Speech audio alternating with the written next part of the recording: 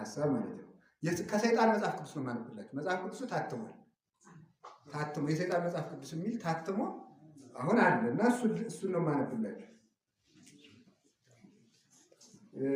በጣም ይገርማል። ለምሳሌ እንደም የተወሰኑ ወደ 13 ነጥቦች አሉት። የተወሰኑ ንግጋት ላንብብላችሁ። የሰይጣን መጽሐፍ ቅዱስ የሚለው ትታገሱኛላችሁ ብዬ አስባለሁ።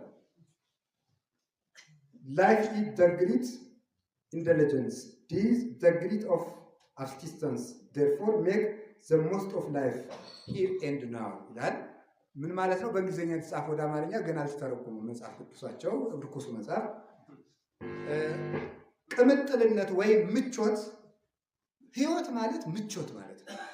ህይወት ምቾት ነው፣ በቅምጥልነት መኖር ነው። ስለዚህ ምን ይባላል መሰላችሁ? ሞት ደግሞ የዚህ ክፉ እስራት ነው።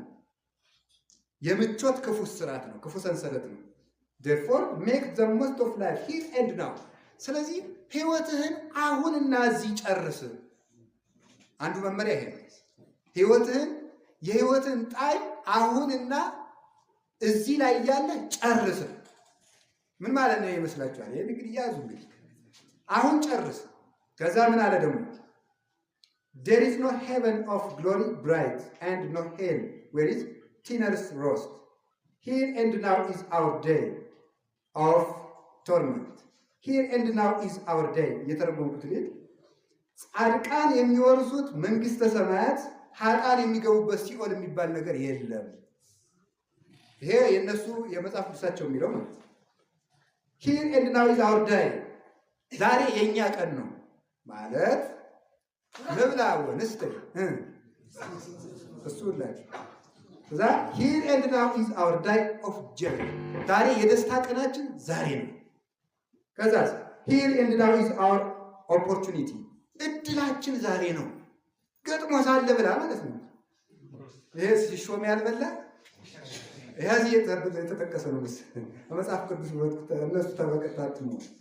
choose this day this hour for no redeemer lives። ስለዚህ ማለት ሰዓት አሁን ናት። ምረጥ፣ እችን ቀን ምረጣት። ማንም ባንተ ላይ እንድትኖርም እንድትሞትም አለቃ ሊሆንብህ አይገባም። ራስህ የፈለግከውን ነገር ሁሉ አድርግ ነው የሚለው ማለት ነው። ያ አንዱ ነው። እየሰማችሁ ነው ይሆን እንዴ? Say unto them our heart I am my own redeemer። ምን ማለት ነው መሰላችሁ?